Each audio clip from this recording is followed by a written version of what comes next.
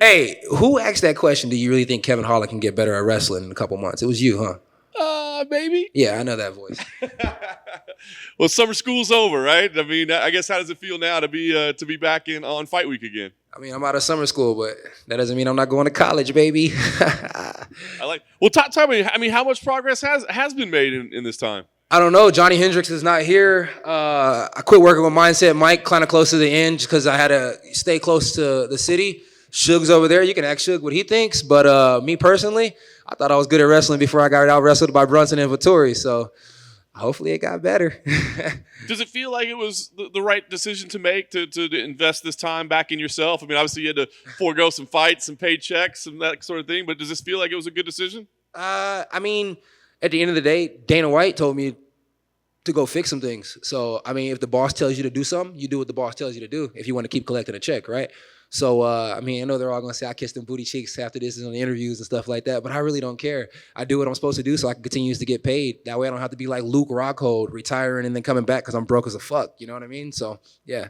Wow, just taking shots right there. At everybody. You know? I'm curious, did you learn to love wrestling at all during this time, or do you still just like absolutely hate it and you just did it because you had to? You know what? I don't absolutely hate it. I don't absolutely love it, but it's absolutely necessary. So, you know, if that means doing it 3 to 4 or 5 times a week, we'll do what we got to do. You know, and if it means continuously doing it 3 to 4 or 5 times a week, we'll do what we got to do. It's only an hour and some change out of the day that I got to work on the wrestling and then the MMA, and then I get to go back in my garage and hit mitts with Suge and lift weights like a boss. So I feel good, you know? That's good. Is this partnership that you have with Johnny Hendricks, is this something that you're going to maintain moving forward? I mean, as long as I stay in Texas, I'm pretty sure, yeah, I'll keep that relationship. I mean, Johnny's pretty goated when it comes to wrestling, you know. He took GSP to a heck of a fight. So, you know, yeah, the guy knows how to wrestle. The guy understands MMA. So, yeah, I mean, yeah, I don't see that relationship stopping no time soon. He still hasn't called me yet. So, I mean, if you guys remember that interview from Houston, Johnny does a horrible job of calling me. Has your style changed at all? I mean, obviously you're working on this tactics, but does that change anything in terms of how you walk in there on fight night? I mean, it changes the way I fight, right? I mean, I have to change up a few things on the way I fight so that way I can help avoid a few takedowns and so on and so forth, right? Stepping in a certain way, hitting angles a certain way, footwork a certain way. I mean, a few things just had to grow, you know? But, I mean, you guys seen what happened last time I had some time off. You know, I came back, went on a hell of a skid in 6 months, if you really want to get technical here, because it wasn't a full year that I got those 5 fights. So, I mean, yeah. I mean, we go back, we go to the drawing board, we put some new armor on, build the armor up, and then come back and fuck shit up. You know, that's the goal. What'd you think about the matchup when they gave it to you? Because it's not a guy that's known necessarily for his striking. You know, were you hoping like, couldn't you put me up against somebody that we can go stand and bang? No, I mean, what is Kyle Daukaus known for? Grappling, I think. Well, you think? I mean, I don't know. I mean, Kyle Daukaus is known for being a mixed martial artist. He does a pretty good job of mixing it up. He's a very tough competitor. I know a lot of people were like, well, he doesn't have a number next to his name. Well, shit, obviously I wasn't ready for the people with the number next to their name. So you take a step back, right? I think Kyle Daukaus is a wonderful fight for me to come back to. I don't think he has the same fast twitch muscles as Chris does. And maybe Chris has those fast twitch muscles because he's a heavyweight and he just looks amazingly fast at heavyweight. But, yeah, I mean, Kyle's not Chris, you know what I mean? And you could tell when he was sitting up here doing the interview earlier when you guys were talking to him, he doesn't feel like he is Chris, you know? They're proud of what Chris is doing, and Kyle's just happy to be along for the ride. I will take him along for the ride. I think Kyle is a fantastic man. I think he's a fantastic human being, and I think he's a decent fighter. But notice I didn't say fascinating or whatever you want to call it when it comes to fighting. That's me. So obviously you watched the interview earlier. Are you just like, is it like to scout to get whatever last little bit of intel you can get, or were you just bored in your room and nothing to do? Like he said, he'd be down to win this fight boring as hell for 3 rounds. That means he's planning on going in here and seeing how good his wrestling is and practicing that against me. I'm the better athlete. So I'm a real athlete. I can learn anything in 6 months, you know, even wrestling. I dig it. Last thing for me, what is the ideal result here for you, man? Is it, go in there and throw one punch and get a quick knockout and walk out of there, or is it maybe get your wrestling tested a little bit, maybe show people? I mean, do you feel like you want to go in there and show a little bit of that wrestling? Nah, my goal is to take whatever the offense gives me. You know what I mean? It's like I almost didn't get here, guys. You know what I mean? It's like I almost didn't even make it to the fight. You know, it's like you see how hard it's been to get the visa, right? It's like I've been in Hendrickistan the whole time. You know what I mean? Wrestling my butt off. I'm coming to fight. I'm not coming to wrestle. But if the guy wants to wrestle, I'm going to show him what Hendrickistan was all about. I'm glad I got my visa. I'm glad I'm here, baby. Actually, I wanted to ask you about Hendrickistan. You know, I have never been there. I've never vacated in that lovely part of the world. If you were a guy selling me a vacation, could you tell me about Hendrickistan and what it has to offer me? Unless you like only men's OnlyFans or gay porn, don't come. Okay? Because it's a whole lot of just sensual grappling going on. You know what I mean? But, I mean, it's good for you. Just give me a second. I'll book my ticket now. Let's go, bucko. Do you think because of your last couple of performances, you can almost predict what every opponent you face now is going to do? They're going to come in there and probably try and wrestle you, right? Does that make it easier for you when you think about, what are they going to do, you know? I mean, how dumb am I not to realize that every opponent before Derek and fucking Marvin were wrestling too? You know what I mean? I just, like I said, I thought I was good at it. We know what everybody's going to try and do. I mean, Derek feels like he put out the game plan, but I kind of feel like Darren Stewart put out the game plan. I kind of feel like, Brandon Allen, when he got my back and choked me, put out the game plan. I mean, the list can go on and on. I got 7 losses. I mean, last time I was up here, I was calling Israel Adesanya a true loser. I guess I am one too. But it's okay, right? Because I fix my holes and I come back like a fucking animal. So, yeah, I mean, I hope he does shoot. I really, really hope he shoots. I hope he shoots a double leg. I hope he doesn't do I ain't even gonna tell y'all what takedown I've been getting hit with, but I hope he might be shoots a watching double this leg. as well. Yeah, right? With a win over Carl, where do you want to go? Like, have you got any names in mind? After he lost to Brunson, everyone was thinking Darren Till versus you. That might be a fun one. You know what? I'm not saying I don't want to fight at 85 anymore, but I would really, really like to do that test cut at 170 pounds. I lifted weights like no other getting ready for this fight. Do I feel stronger? I feel way stronger. Did I put on any weight? Fuck no. So I have to talk to a nutritionist and I have to figure out either A, what I have to do to get up to about 203, where I'll feel real comfortable at. I was there for when I got married that one time, but remind you, I am divorced, ladies, so don't go crazy.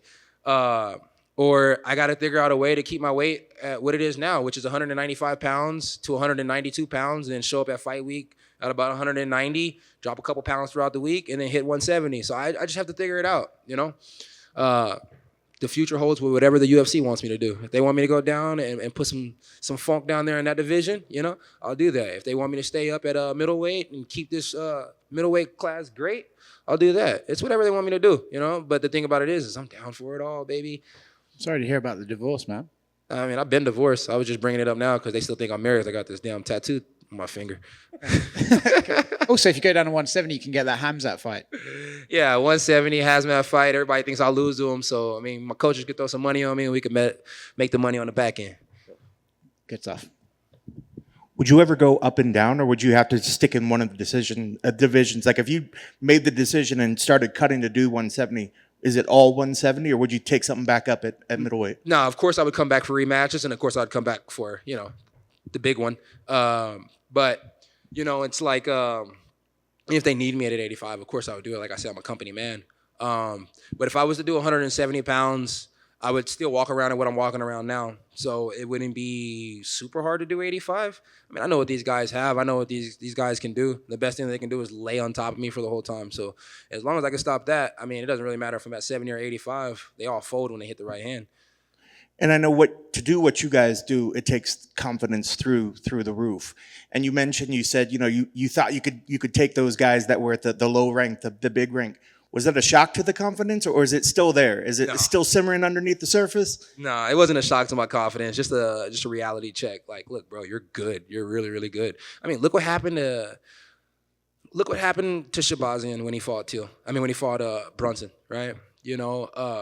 Look what happened to Till when Till fought Brunson. You know what I mean? Let's go all the way back to Ian Heinrich. Ian Heinrich got whooped on too, right? I mean, the one green card guy, he got whooped on too. They all pretty much got finished. I didn't get finished. I didn't get nowhere near finished. You know what I mean? He was asking me for advice on that head and arm choke after the fight was over with. So it's like, I mean, these guys can say whatever they want to say. We can drop 1,000 memes all we want to, and people online can go crazy. But the proof is in the pudding. Your boy Kev really don't get finished, and I'm really not having that hard of a time at 85. They're big, they're strong, but I mean, those boys are dog tired by the time that 5th round comes around. So, I mean, yeah. Like I said, I learn a few takedown defense. I can go either way. I can stay here. I can go down. It doesn't really matter. But yeah, confidence being shaken. Nah, not one bit at all. Not from those guys. You know what I mean? Not those two guys couldn't shake my confidence at all. Only person that can shake my confidence is the boss. You know what I mean? If the boss was like, "Yo, fuck you, kid, we don't want you no more," that might shake my confidence a little bit. You know what I mean? Then I'll try to sit down and talk to the team and figure out what's gonna happen after that. But nah, my confidence is definitely not gonna be shaken over a blonde black guy and a freaking Italian who does steroids for lunch. No, not at all. I know me and the boys here were definitely talking about the possibility of going down to the welterweight. And I know you said if the UFC asked for it, and I know you're humoring the idea in your head, but do you see how this fight goes, or when do you make that decision? If the UFC doesn't come to you and say, "Hey, we want you to go to 170," do you at some point in the near future just say, "Guys, let's just try it"? Yeah, I plan on doing a test cut after this fight. I know last time I talked to you guys, I said I win this fight and I go back to being a complete asshole. And I still go back to being a complete asshole. But maybe I just don't go fight again in a month or 2 months. You know what I mean? Maybe I take a couple weeks off, like I said, go on a vacation with a couple friends, and then I come back, and then I put in some work. I got a jiu-jitsu match coming up at the end of the month, so I'll do the jiu-jitsu match, and then maybe I'll just keep the diet going after that, and see how long it takes to hit 170 pounds, how it feels to hit 170 pounds, and how I feel the next day. It's like I haven't been 170 pounds since I was like 22, so it's been a while. I'm 28 years old now, but I think I can do it now more than I could before. I think before I was doing it wrong for multiple years, and that messed my body up. I think my body has gotten back right, and I think I can do whatever the hell I want to do these days. I think I'm a lot more mentally tough, and I think I'm a better adult. And I'm sure once you get into that division, you're always going to have your eyeballs at the guys at the top of the division. But has there been anybody at the welterweight division that you've just been like, "Man, I would love to test myself with this guy"? Not something that you have any animosity, but there's just somebody with the skills that you're like, "Man, I think me and him, we'd have a good fight." I think Luque is a really, really good fighter at 170 pounds just because he's a complete animal. I think Michael Chiesa would be a good fighter at 170 pounds because I think last time I seen him when he was in Houston, I feel like he sized me up and down, which was kind of fucking weird, probably raped that guy. I mean, whoever, you know what I mean? It's like, I don't want to go to 170 pounds and fight a guy like Sean Brady off the rip undefeated at welterweight, you know what I mean? Unless it was Chimaev, that's a big name. But yeah, I mean, if I go to 170 pounds, I want the easiest guy possible, you know what I mean? If I stay at 185 pounds and they say all I fight is cans, that's the only people I can beat, well then keep giving me cans. I like the double check. I'm trying to be like Brunson, Mr. 2 checks all the way. I might dye my hair blonde tomorrow, who knows? And last for me, do you feel like you get that when you bump into other fighters? Do you feel fighters are sizing you up all the time now? And if so, why do you think that happens? I think Chiesa tried it. I don't think too many other people try it. Honestly, a lot of the other fighters, they see me, especially if they're in my weight class, they see me and they look the opposite way. You know what I mean? Like, I know this is mixed martial arts. I know we get paid to fight and all this shit, but they know at the end of the day, I will slap the dog shit out of you. So they don't look at me like they crazy. Nah, a lot of them don't size me up. Even when Chiesa did it, he knew I had this chick with me, so he was kind of like doing it on the side, like almost like he was looking at her, but he was looking at me because I'm fine as fuck. You know how it go. Boy, I love making y'all laugh. This shit's great. Kevin, thanks for taking it. You mentioned mental toughness. Mm-hmm. Jay-Z once said, "Don't run from the pain, run towards it." Was it kind of therapy for you, just poke fun at the wrestling thing, going on heavy on the memes, the social media, the way you had fun with it? I mean, at the end of the day, like, I got to keep the people entertained. You know what I'm saying? So I was going to be gone for a while, and I knew that. Like, I had talked to the company, and I was supposed to be gone for a while after the Brunson fight, but then I stepped up for the Vettori fight. So I knew I was going to be gone for a second. So, I mean, memes, man. Memes is great. You know what I'm saying? So I just drop memes left and right, keep the people entertained, have a good time. Yeah, like people were saying like I had the 8 Mile persona, like, you know what I mean? Talk about yourself so they can't talk about you. Nah, I mean, that's not the case at all. It's just if I seen a really good meme, I was gonna drop that thing. You know what I'm saying? I was like, yeah, that's a good meme. I'm gonna drop it. And whoever keeps reporting me on Instagram, bro, chill out. Report my Facebook. Stop reporting my Instagram, bro. You're gonna get me blocked. I don't need that. Excellent. And lastly, you're coming in from those 2 main events on the poster. Yeah. Does it feel a little better to just have a 3-rounder? No. After the Brunson fight, I realized I can do 5. So I'm really low-key down to do 5. Like, I was already thinking, like, if anything happened between Thiago and Johnny Walker and they told me, like, I had to main event the card, it got to be 5 rounds. So if Kyle can't do 5, his brother can get in there for the last 2. I really don't give a fuck. Excellent. Thank you, sir. And nice patent leather J's there. Thank you, man. Them the Jubilees. I was gonna say those are pretty sweet, and I got an internet's asking what kind of shoes you're gonna buy with your win bonus. Oh, shoot, dude. I got 2 of the lots right now, the Virgil shoes that they just came out with. So I'll probably buy 2 more lots. I'll probably buy me whatever exclusive Nike SBs coming out. And then, of course, baby, you know me, I'm gonna buy a couple more J's. And then I was talking to my boy from Power the other day, and he said that he's been buying a lot more designer. So I'll probably go give me like 2 pairs of Balenciagas just so I can be cool like everybody else. You know what I'm saying? Yeah. I have no idea what any of those are. But What? was it cool that Dana White used you as an example of someone making lots of money? I mean, yeah. I mean, it was cool until all my family started hitting me up like, yo, bro, let me get a couple dollars. Nah. It was really cool. But the thing about it is like, it's the truth. You know what I mean? Like, a lot of people get in this position that they in right now, like fighting on TV, being on the biggest promotion in the world, and they think like, okay, I'm good, right? Like, I should be set, right? I mean, you got to be more active, right? You have to be more active so you can get this money, right? Because the money is a lot. You need that money so you can take care of businesses and other stuff like that, right? Family and so on and so forth. But it's like, people go, oh, well, people in the NFL make this much money. People in the NBA make this much money. I mean, the bench warmers don't make that much money. WNBA makes shit money. You know what I'm saying? And it's like, at the end of the day, you guys are fighting twice a year, once a year, and y'all mad because you only made like $30,000, $40,000 that year. Bruh, you made $30,000 to $40,000 off one fight. If you fought twice, you made $80,000. That's still more than what the person over here working every day is making. You know what I'm saying? Like, I got family that's in electrical field. You know what I'm saying? Electrical field is a tough field. It's a good field. You know, these guys are making $80 an hour. You know what I mean? $25 an hour. They're making pretty good money as fighters. You fight 3 times a year. That's 3 times. That's 3 different seasons. Isn't there 4 seasons in a year? You get a whole season off. You still can make more than what somebody who has a big time trait can make. You get what I'm saying? And for all these fighters that's going around complaining about they ain't making no money, think about your fucking coaches. You know, if your bum ass is only fighting 1 time a year, your coach ain't making no money. You know what I'm saying? So yeah, I mean, I like that he used me as an example. It sucks that people was hitting me up asking for money, but at the same time, it's like, you got to be more active. And I really feel like that. And I feel like some of the people who was around back in the day who didn't get the paydays that we're getting now, the paydays they're getting better over time. So it's kind of hard to complain about that. And then, like he says, it's a business, bro. Like, you know, everybody has to get paid, you know, from the people that's working over there right now to the person that's sitting here right now. They say that we make the show, but shit, if we don't got none of them, the show ain't going to be here. So if you don't like it, go to boxing. And I put a post up and say half y'all motherfuckers can't box. So you know what it is. And I can't wrestle, but you don't make that much money doing wrestling, so it don't really fucking matter. So you look at it like it's almost like dollars to minutes, right? The minutes you do this, the dollars you make versus like a basketball season and so on and so forth. Exactly. I mean, like, you got to put in the time. If you're not putting in the time, people are like, well, I'm at the gym. Well, go do some jiu-jitsu competitions. Go do some seminars. Go find another way to get paid. Do some personals, so on and so forth. Bro, you fight. It takes a couple hours of the day to train. You know what I'm saying? It only takes a little while to go fight.